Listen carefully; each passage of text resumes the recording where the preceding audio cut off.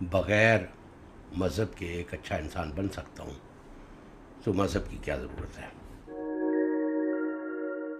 السلام علیکم ناظرین، محمد دین جوہر عرض کر رہا ہوں۔ آج کل ایک سوال اٹھایا جا رہا ہے اور اس پر داد سخن بھی دی جا رہی ہے۔ سوال یہ ہے جو ذاکر نائک سے بھی کیا گیا کہ اگر میں بغیر مذہب کے ایک اچھا انسان بن سکتا ہوں تو مذہب کی کیا ضرورت ہے؟ اس سوال کا جو جواب سامنے آ رہا ہے، میرا خیال یہ ہے کہ وہ ناکافی ہے۔ ڈاکٹر ذاکر نائک کی طرف سے اور ہمارے دوسرے اہل علم کی طرف سے اس کا جو جواب دیا گیا ہے، میری گزارش یہ ہے کہ وہ جواب اسے درست نہیں کہا جا سکتا۔ پہلی بات یہ ہے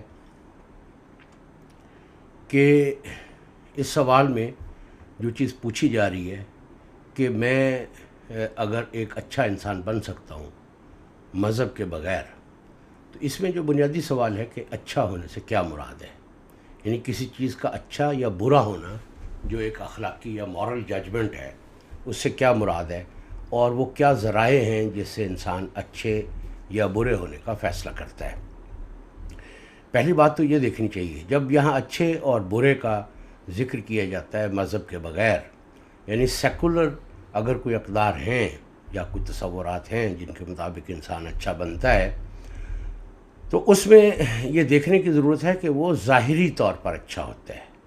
کیا انسان کے نفسی احوال کو بھی اچھا کہا جا سکتا ہے؟ یعنی اخلاقیات کی جو ایک تو اس کی عمل کی جہت ہے، دوسرا اس کی نفسی جہت ہے کہ انسان اپنے احوال میں بھی بہت اچھا ہے۔ ظاہری طور پر تو ایک آدمی اچھا ہو سکتا ہے، لیکن کیا وہ واقعتاً اچھا ہے، یعنی وجودی طور پر اچھا ہے، یا صرف ظاہر میں اچھا ہے؟ یہ فیصلہ بھی اس اخلاقیات میں رہتے ہوئے نہیں کیا جا سکتا جسے ہم جدید اخلاقیات کہتے ہیں۔ لیکن اگر ہم بات کو آگے چلانے کے لیے اس بات سے اتفاق بھی کر لیں کہ انسان مذہب کے بغیر اچھا انسان بن سکتا ہے، تو ہمیں اسے جھگڑنا نہیں چاہیے۔ نہ جھگڑنے کی وجہ یہ ہے کہ اس میں ایک گرین آف ٹروتھ ہے کہ انسان میں جو ایک اخلاقی شعور ہوتا ہے، اس سے غور و فکر کرنے کے بعد وہ ایک اچھا انسان بن سکتا ہے۔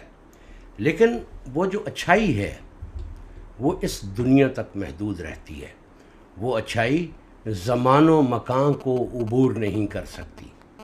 اگر اس میں معاد کا تصور داخل کر دیا جائے، یعنی اگر ایک انسان اس میں معاد کے تصور کو داخل کر دے، یعنی ایک انسان جو ہے وہ اس دنیا میں اچھائی پر کاربند ہے، تو وہ دنیا جو مرنے کے بعد انسان جس میں داخل ہوگا، تو اس دنیا میں اچھے نتائج کے حامل ہونے کے لیے انسان کو عقیدے اور ایمان کی ضرورت پڑتی ہے۔ یعنی حق اور باطل کا جو تصور ہے وہ صرف تاریخی نہیں ہے، وہ روحانی بھی ہے۔ اگر ایک انسان اپنے رب کے حضور، اگر وہ اس دنیا موت کو اپنی زندگی کا خاتمہ سمجھتا ہے، تو مذہب کے لیے کوئی دلیل نہیں اٹھائی جا سکتی۔ لیکن ایک آدمی جو مرنے کے بعد اپنے رب کے حضور کھڑے ہونے کا کوئی تصور رکھتا ہے، تو صرف وہی آدمی جو ہے وہ ایمان کی اہمیت سے باخبر ہو سکتا ہے اور بہرہ مند ہو سکتا ہے۔ اس لیے ایمان کی جو جڑت ہے وہ بنیادی طور پر معاد کے تصور سے ہے۔ انسان ہونے کا معنی جو ہے وہ اگر صرف اخلاقی دائرے تک محدود رکھا جائے تو مذہب کے لیے کوئی دلیل پیدا نہیں کی جا سکتی۔ یہ سیکولرزم کی پوزیشن ہے۔ اگر اسی دنیا میں رہتے ہوئے اگر انسان اچھا بننا چاہتا ہے تو وہ ایک لولی لنگڑی کٹی پھٹی اخلاقیات کے ذریعے سے ان مقاصد کو حاصل کر سکتا ہے، جس سے لوگ خوش رہیں اور معاشرت کا کاروبار جو ہے وہ چلتا رہے۔ اس طرح کی جو کثری اخلاقیات ہے اس تک انسان رسائی حاصل کر سکتا ہے۔ لیکن اگر انسان اپنے زندگی کو یا اپنے ہونے کو اپنی موت سے پہلے اور موت کے بعد تک پھیلاتا ہے، اگر زندگی پر یہ سوال اٹھایا جا سکتا ہے کہ انسان کہاں سے آیا ہے اور کہاں جائے گا، تو پھر عقیدے اور ایمان کی اہمیت جو ہے وہ جو ہے لازمی ہو جاتی ہے، اور انسان عقیدے اور ایمان کے بغیر اپنی پیدائش سے پہلے کی زندگی کو اور مرنے کے بعد کی زندگی کو جو ہے وہ اس سے کوئی تعارض نہیں کر سکتا. اس کے ساتھ جڑنے کا اور اپنے وجود کو زمان و مکان سے بلند کرنے کا اور اپنے انسان ہونے کی اصل معنویت کو دریافت کرنے کا راستہ صرف اسی وقت کھلتا ہے کہ انسان جو ہے وہ اپنے وجود کی غیر مادی تعبیر کرنے پر قادر ہو.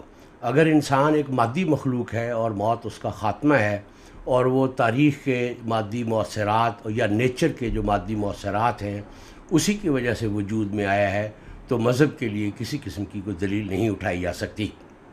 اگر انسان اپنے آپ کو مادی وجود سے برتر کوئی ہستی دیکھتا ہے تو ایمان کے بغیر اس کی کوئی معنویت جو ہے وہ متعین نہیں کی جا سکتی. اور اگر انسان اخلاقیات کو اس لیے اختیار کرتا ہے کہ وہ اچھا بن جائے، انفرادی اور اجتماعی زندگی میں اچھائی کا بول بالا ہو، تو اس کی زندگی اچھی نہیں ہو سکتی. اگر وہ ایمان نہیں رکھتا تو مرنے کے بعد اس کی اچھی زندگی کا کوئی تصور جو ہے وہ سامنے نہیں لایا جا سکتا.